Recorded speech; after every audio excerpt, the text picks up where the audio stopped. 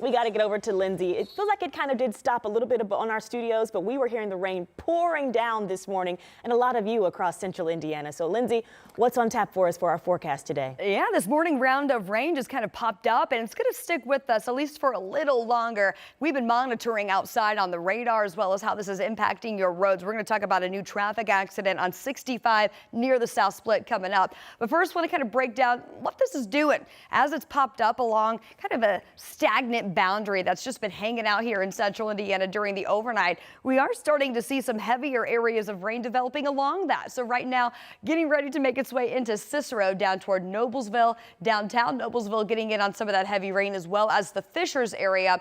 And this heavy rain that just moved through downtown, now crossing into 465, that corridor from Lawrence down to Beech Grove. South of the city is where we've had a couple of lightning strikes we've been monitoring. One over Bargersville that's now starting to weaken as it tracks south of New Whiteland into Franklin, and then a couple more lightning strikes there across northern portions of Brown County. So this is slowly drifting off to the east for us this morning along this boundary here that will eventually move into northeastern Indiana later today. And that zone basically between Kokomo, Muncie, Richmond, and then northeastward going to be that better chance to see those pop-up storms later today. It's 63 in the meantime. We're headed back to 80 later today. Isolated storms again possible mainly northeast of Indy as we head into the afternoon.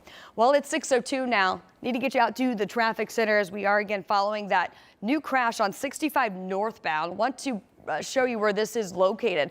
Blocking that far left lane here, we've had a multi-car crash. This is approaching that construction zone, so a very busy stretch of 65 in general. Now we've got one lane of traffic getting around this and multiple emergency crews arriving on scene, blocking those far left lanes as you come up that 65 northbound corridor. Wanted to take you a camera back. Well, this is looking north from 65. It's completely grayed out at this point because heavy rains now in this area. So this is creating quite the backup now if you're coming up that 65 northbound corridor in between 465 and the South Split, looking at about an 8-minute delay.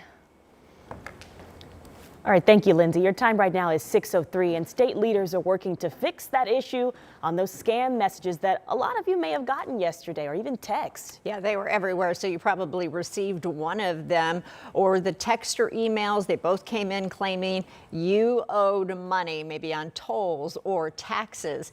Matthew is in studio this morning with more on what they believe caused this massive scam push. Good morning. Yeah, good morning to you both. Well, these scam messages were sent out claiming again that you either owed some type of money coming from state agencies like NDOT or the governor's office. And this morning, we're now learning it's because someone gained access to the state's old email list. Now, the messages say they were sent out by GovDelivery, which is a system that used to manage the state's email.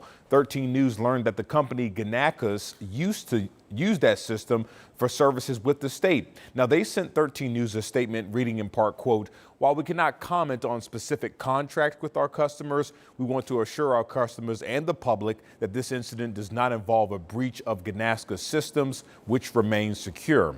Now, 13 News also spoke to an IU security expert who believes more security needs to be done at the federal level to protect everyone's information.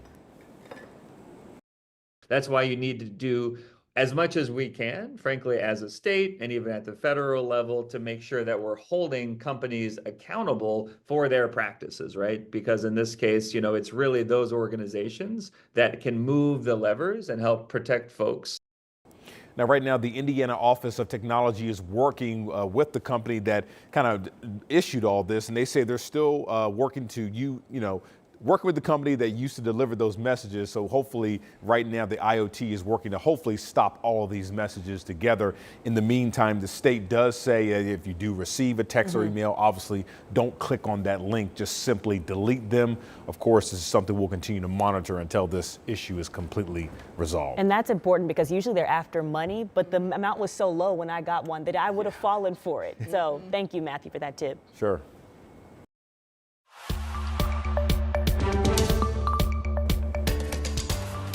606, 43 years. That is the sentence for an Indianapolis man convicted of killing a Dollar Tree employee more than 2 years ago. Jalen Thomas recently changed his plea to guilty but mentally ill in that murder. The shooting was in the Lawrence store location. Investigators say that Thomas shot and killed Jasmine Bennett over a merchandise exchange. Thomas was a former employee who had been fired for stealing. He also complained that he wanted more hours on his schedule. Police say they were told Thomas came back into the store twice, causing problems. He admitted to police it was his intent to kill Bennett, but he said he was sorry and he didn't want the chance of parole or probation. Well, this morning we are checking to see if charges have been filed against the driver accused of hitting and killing a 16-year-old boy.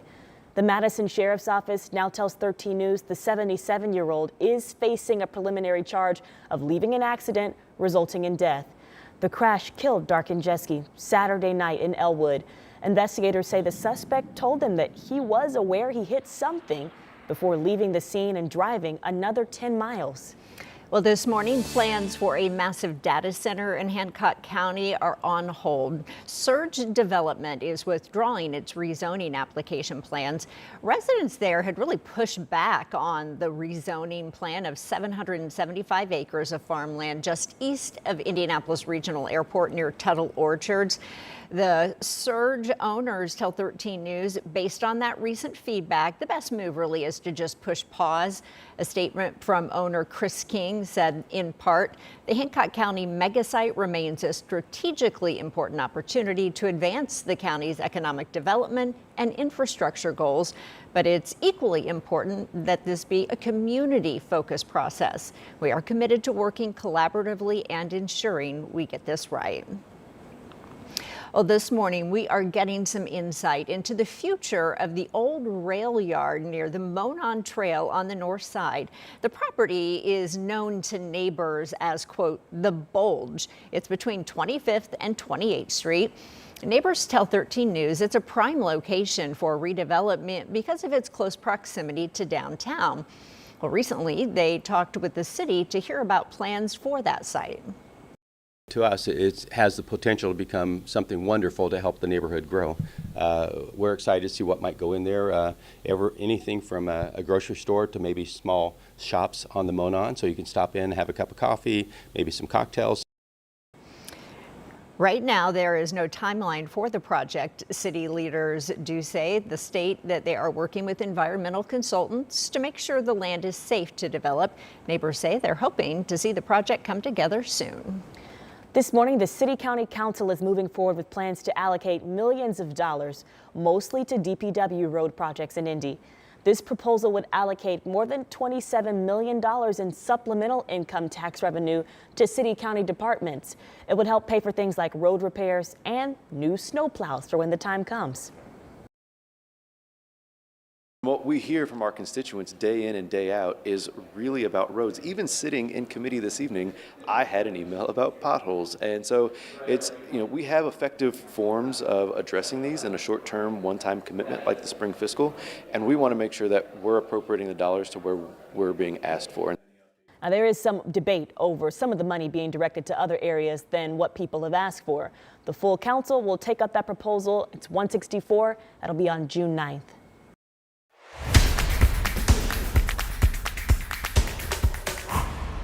So the Pacers have punched their ticket to the Eastern Conference Finals, if you haven't heard already. Right. This morning. If you're just waking up, maybe you are just hearing and you are excited. The blue and gold certainly pulled off that win last night in Cleveland in Game 5, coming out strong, 114-105. Now, this is the second year in a row the team is heading to the Eastern Conference Finals. Tyrese Halliburton put up 31 points and 6 three-pointers to get them there. Pascal Siakam also added 21. Head coach Rick Carlisle says the team went into that series being the underdog, and that helped fuel this fire. We've got to look at this thing as, just being very opportunistic. And that's where we were in this series. We were not favored in one game. I mean, the lowest point spread against us, was 5.5 or something like that. And so, that was something that fueled our guys too. The Pacers will now await the winner of the matchup between the Boston Celtics and the New York Knicks. New York has a 3-1 advantage in that series with Game 5 tonight in Boston. And we have full post-game interviews from last night. You can watch that on WTHR Plus from after the game. You can stream our coverage right now on demand. You can download that on your TV or watch for free. Good morning to you, Lindsay.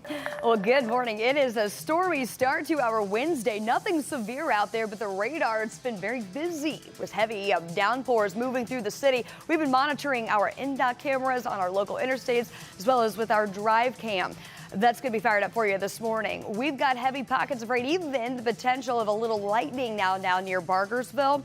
We'll continue to monitor this morning round of rain, likely to taper off here within the next hour and a half or so. More pop-up storms possible. We get you into Thursday and Friday as well. We'll leave you with this, a live look here in our drive cam in downtown Indianapolis, where that steady rainfall continues to come down, ponding on the sides of roadways as well as the potential of some visibility issues for your morning drive. We'll walk you through the radar and the future radar to help you plan ahead for your Wednesday and beyond.